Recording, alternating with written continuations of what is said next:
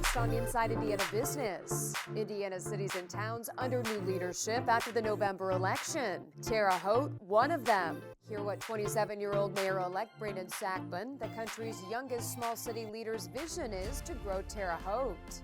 Plus, a new pep in the step for an iconic Indiana favorite.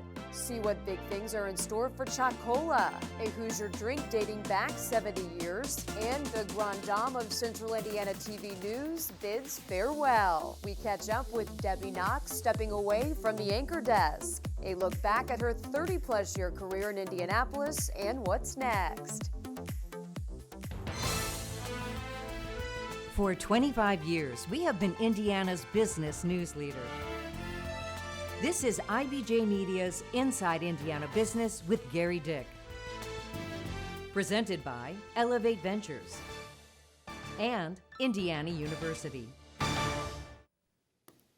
Hello and welcome to Inside Indiana Business. I'm Gerry Dick. This month's municipal elections brought a mix of new and old leadership to mayoral offices around Indiana, and with it a variety of visions. Here in the state capitol, Democrat Joe Hogsett cruised to a third term in office, while in suburban Indy, Carmel elected Republican Sue Finkham to succeed retiring seven-term Mayor Jim Brainerd, and former newsman John Stair, Republican, is the new mayor in Zionsville. A familiar face back in office in Fort Wayne as Democrat Tom Henry won a fifth term in a close race. In Southeast Indiana, new leadership in Evansville as Democrat Stephanie Terry becomes the first woman and first African-American to lead that city. In Northwest Indiana, Democrat State Senator Eddie Melton is the new mayor in Gerry, unseating incumbent Democrat Jerome Prince. And nearby in Valparaiso, a familiar face, former Republican Mayor John Costas, is back in office. And in Terre Haute, history is made. Today made a motion that it is time for change in Terre Haute, Indiana. That's 27-year-old Brandon Sakbun, a Terre Haute native, the son of immigrant parents and an Army Ranger. He's the city's youngest mayor ever, defeating four-term Republican incumbent Duke Bennett. And Mayor-elect Brandon Sakbun joins me now from Terre Haute with more. And Mayor-elect Sakbun, thank you very much for joining us. I know it's been a whirlwind for you. My first question, you're 27 years old. What in the world made you decide to run for mayor? Oh, that's a good question. And, I get it time and time again. Truth be told, my parents, as you mentioned earlier in the show, are immigrants. They've instilled in me the concept of public service and giving back to a country that's allowed us so much opportunity here in America. So I'm chasing my small chapter in the book called American Dream and American History, and I want to serve this community. In third grade, I remember Grandparents' Day. It was really tough for a young kid whose grandparents were nowhere near Terre Haute, Indiana, and so many community members would come out and support me. So This is a community that raised me in my formative years. And this is a community I'm going to fight for in my young years and in my old years. Yeah, you've received a lot of national attention, in part because of your age, your personal story as well. A lot of national attention. You got a call the day after the election, as I understand it, from Vice President Kamala Harris. And as I understand it, on that call, among the things you talked about was the future for small cities in the Midwest like Terre Haute. What is that? What is the future in your view? What is the future? What does the future Terre Haute look like? Well, I'm a firm believer that Terre Haute is unique, right? Its future is riverfront downtown development. It's, working through advanced manufacturing, diversifying the job market, and leveraging not one, not two, not three, but four universities here.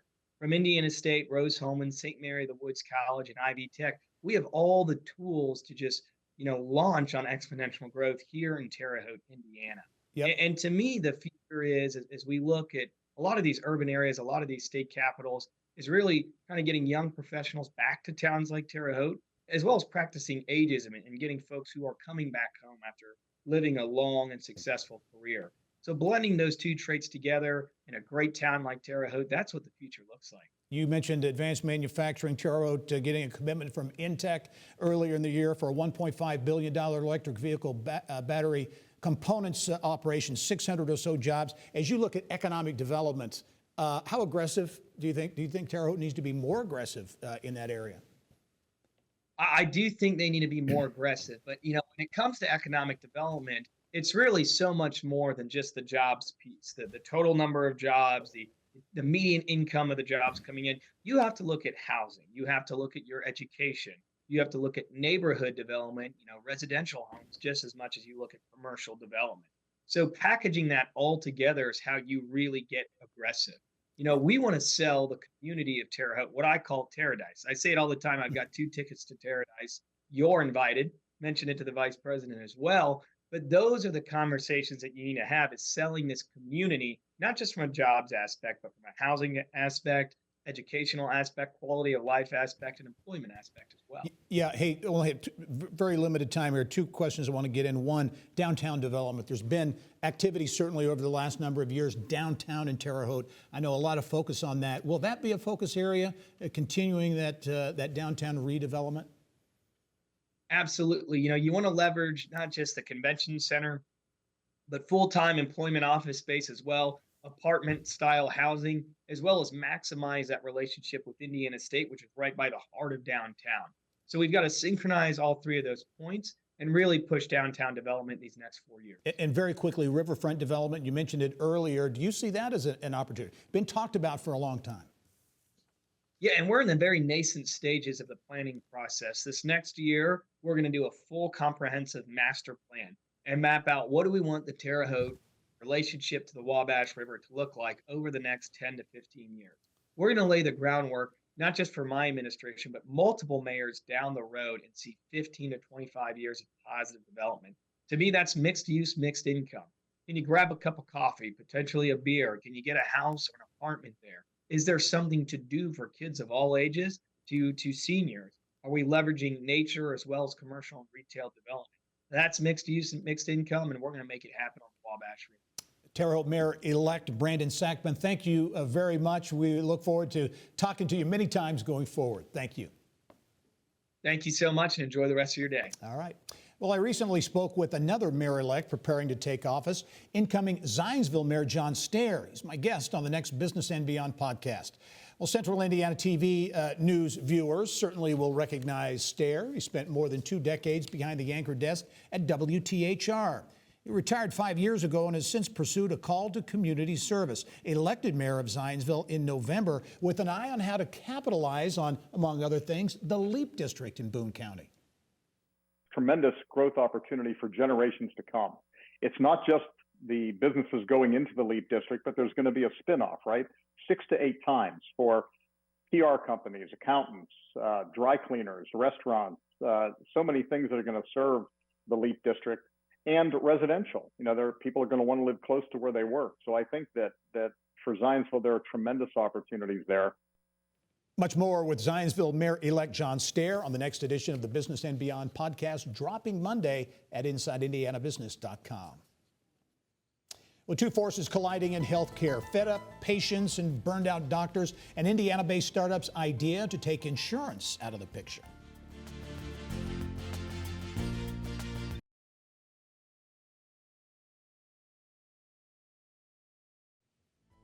Well, patients are frustrated and doctors are burned out. 2 market forces that the founders of Freedom HealthWorks say are driving growth for the Indiana-based startup.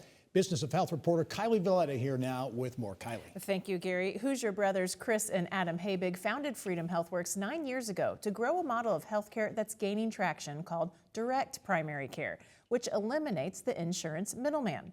Hoosiers are now seeing more of the Indianapolis-based company. The first Freedom Doc Clinic opened in Zionsville earlier this year, followed by one in Batesville this fall, and on Monday, a clinic in Westfield will open its doors. We're getting a ton of demand, and we're trying as hard as we can to satisfy that demand. With about 135 practice startups throughout the U.S. and the third Freedom Doc Clinic opening its doors in Indiana, Chris Habig believes Hoosiers are catching on to the no health insurance model. With direct primary care, or DPC, patients pay their doctor directly. For a Freedom Doc Clinic, it's around $100 to $150 per month with unlimited use. We kind of say it's like a gym membership. You can go in every single day and use it, or you can use it once a month. Your price really never changes. DPC is known for longer patient visits and real-time direct communication with your doctor, such as texting. The company says a doctor with Freedom HealthWorks will have about 500 to 600 patients max and see only 6 to 8 patients per day, compared to a doctor at a traditional insurance-based practice who sees 20 to 40 patients per day. We're keeping physicians in healthcare, right? Because so many of them are burnt out. We're solving that for them. Habig says it's also good medicine for physician shortages in rural parts of the state, where clinics supported by major health systems are closing shop. The company opened a Freedom Doc clinic in Batesville in October. And so what we're able to do is go into smaller communities that the large hospitals and systems cannot operate in. And that's just the flat out truth. They need thousands and thousands of patients to have a viable practice. Freedom HealthWorks says the DPC model also addresses a major pain point for employers, huge healthcare costs, which can be an even bigger concern for small companies or startups. The biggest barrier to entrepreneurship and innovation is far and away healthcare benefits. People have a foot in the old career just so they can maintain their quote unquote healthcare benefits. Habig says DPC shifts the incentive from quantity to quality. We see patients that utilize our services that are sick and tired of that bad healthcare experience, and they just want a trusted physician who's able to spend time with them and answer all their questions. And Habig believes DPC also provides better mental health services because longer visits give doctors more time to talk with their patients. More great innovation in Indiana. Thanks, That's right. Kylie.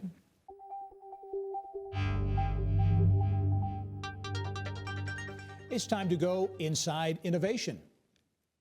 Crane Naval Surface Warfare Center in Southwest Indiana becoming an even bigger player in the microelectronics industry.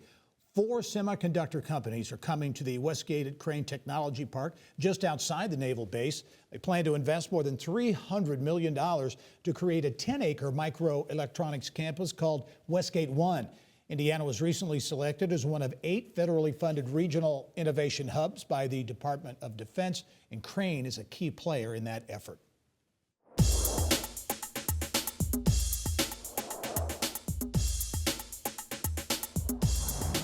And it's time now for Eye on Education.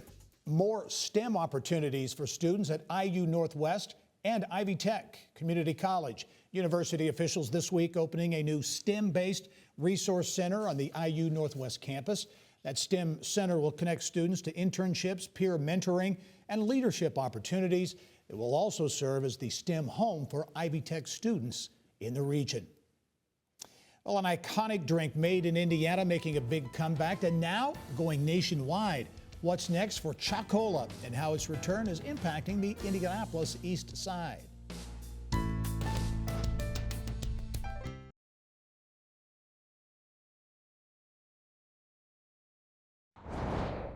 Here's what's making news around Indiana, brought to you by the Indiana Association of Realtors, Indiana's 21,000 realtors, the neighbors you know, the experts you can count on.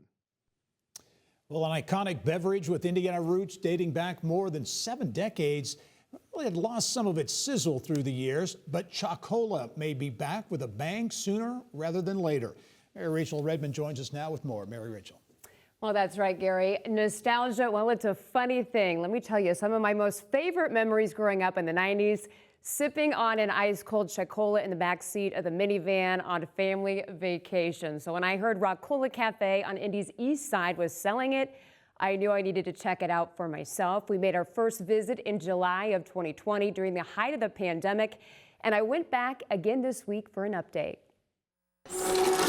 Dan Iria is the owner of Roccola Cafe on Indy's East Side. I took this place over actually from the previous owner in 2008. I had to find a way to bring people from much further away, either in the city or outside the city or outside the state. The answer to Iria's dilemma was part nostalgia, part curiosity about an iconic chocolate drink from his childhood. I just thought of Chocola and said, you know, I wonder what happened to that. And I've never seen it sold anywhere else. I wonder if I can find out where to get it, and then I'll sell it here. And it would seem the stars were aligned for Chocola and Iria to reunite. The beverage saving a business, the man reviving a favorite long-forgotten brand. I went to the U.S. Patent and Trademark Office website, and I looked up the trademark to see who owned it. So I figured, well, you know, I'll call them up and and see if I can buy Chocola. But there was just one problem. He didn't have the recipe. However, his mom ended up having the missing ingredient. So I was talking to my mom one day, and she said, well, why don't you just call the inventor's sons, the Normingtons? And I'm like, I don't know those people. Well, she did. Well, they used to play cards at my mom and dad's house when we were growing up, the sons of the original inventor. And so she had his phone number. She said, give him a call and see what he'll do. So I called him and met him, told him what I was planning on doing. And they went and got a cardboard box full of stuff and handed it to me and said, this is everything you need to know. And Iria has been personally cooking up each batch of Chocola on the cafe stove ever since. Fast forward now to 2023, and Iria tells me he and business partner Dave Hunter have secured a major manufacturer for the chocolate drink and are closer than ever to achieving their dream, bringing Chocola back to store shelves. We're targeting first quarter. That's what we're targeting. The sooner we can get it out there, we can start making money. You'd love to see Chocola. Well, Iria also tells me he hopes to see Chocola distributed not only in stores, but in schools as well. Again, Chocola coming to a store near you likely in the first half of next year. Good stuff. Great to see that relaunch, to be sure. Thanks, Mary Rachel. Well, the Indiana Chamber's coolest thing made in Indiana contest now down to the final two. It's between Hoosier Racing Tire in Plymouth and Hard Truth Distilling in Nashville. Those two companies among 47 Hoosier businesses in the bracket-style competition. We'll find out the winner of the coolest thing made in Indiana in December. The Indiana Department of Transportation has awarded ORX Constructors the contract to build the Indiana portion of a new 4-lane bridge extending I-69 and connecting Evansville to Henderson, Kentucky. The $1.4 billion project will take several years to complete, but the Indiana side expected to be wrapped up in 2026. I hope people think of me as always being fair to them, always, never, having an agenda. Up next, we catch up with the Grand Dame of Central Indiana News, longtime Indianapolis journalist Debbie Knox. Her thoughts on retiring and what's next. And join us December 8 for IBJ CFO of the Year Awards. You need to RSVP to reserve your corporate table by December 4 at ibj.com/events.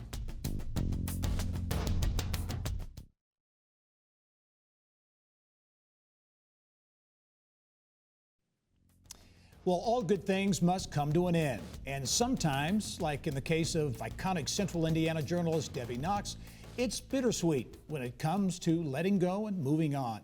Debbie stepped down from the anchor desk this week at CBS 4 after delivering news to Hoosier homes for more than 30 years. Viewers will miss her. She will miss them as well, and all things news. But Debbie Knox says it's time to go, time to retire to explore other opportunities.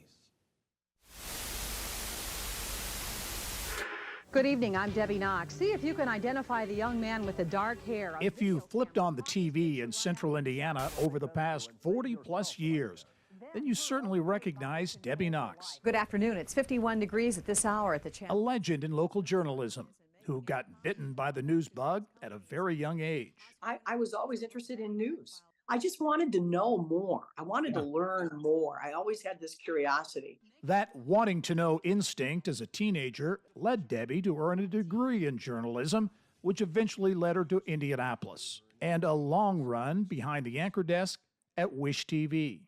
I'm Mike Ager. And I'm Debbie Knox. Join Mike and me for all the news. Just about everybody in Central Indiana back then connected with Mike and Debbie. Oh, it was great fun. Mike is what a wonderful man. It was a great writer. Just fun to be around, and yet a serious journalist, a Notre Damer, and I just he had a great sense of humor. He made working there a lot of fun, and yet he was very serious about what he was doing. After more than 30 years at Wish, Debbie decided to hang it up in 2013, but it didn't last long. I came out of retirement because I was bored. The news is always in your blood, and she just couldn't shake that addiction to news. So Debbie returned to the anchor desk at CBS 4 in Indy in 2015. It just felt like a go-go, Why not? I'd had 7, 8 months by that time to rest. I'd been working out. I thought, well, I'll give it a whirl. Yeah. And at that point, Gary, I thought maybe I'd work for a couple of years, 2, 3 years. I didn't know, I'm in my 50s at that time. I never thought I'd make it past my 40s in TV, news. Yeah. I really, when I started, that's what I thought. And it was like, so to get to almost 70 years old in this business is remarkable. Over her 40-plus year career, Debbie Knox has landed some biggies, For his remarks, which range from oil shortages to terrorism. including former Soviet leader Mikhail Gorbachev. He would not speak English. I knew that he could speak English, but he chose not to. And that's what happened. So he chose to speak Russian. So I had to go through his translator, and it was a slow interview. It wasn't as rat-a-tat-tat as you and I are talking right now. He would give a big long answer, and then the translator would give me a big long answer. Barack Obama. I'm going to be issuing some of the first executive orders and directives of my presidency. A very kind of I wouldn't say royalty, but it just had this vibe of, what that was like. They brought us over glasses of water, just, me and him, and they covered his glass of water so that nobody could drop any kind of weird, pill or something in the water. Former First Lady Barbara Bush. I thought that was going to be a real easy little interview. And I learned through that interview that she was very protective of her husband. City County Council committee is considering establishing a special taxing district. And it would. So now this Michigan-born, Indiana-raised TV news icon is bidding farewell for the final time, retiring from the anchor desk at CBS 4. I'm going to miss the newsroom. I know I will. I'm going to miss, the people. I'm going to miss that, the buzz we all get if there's a breaking news story. That whole kind of environment is just about in my DNA at this point. I love my community. Gary, I love this community. I love the state of Indiana. There's been a lot of good people that have done much more hard work than me, at making this a wonderful place to live and raise a family. And I've raised my family here, and my kids are, I'm proud as proud can be about my children. And it's because of this community and the people here. Indiana's a great place. Debbie Knox, the grande dame of Central Indiana TV news. You've left an indelible mark on your community, and you will be missed. And Debbie, we wish you all the best. Well, as we leave you this week, we leave on a bittersweet note of sorts. We want to give a shout out to a very special, important member of our Inside Indiana Business crew. Angel Carruthers is leaving us. She's been a key part of the production crew here on the prompter and elsewhere for 17 years. She's going to leave us. We're going to miss her smile, her bubbly personality. Best wishes, Angel, to you. You've got an exciting opportunity ahead of you. We're going to miss you, but know you're going to do great things. And thank you for joining us this week. I'm Gerry Dick. Go out and make it a successful week.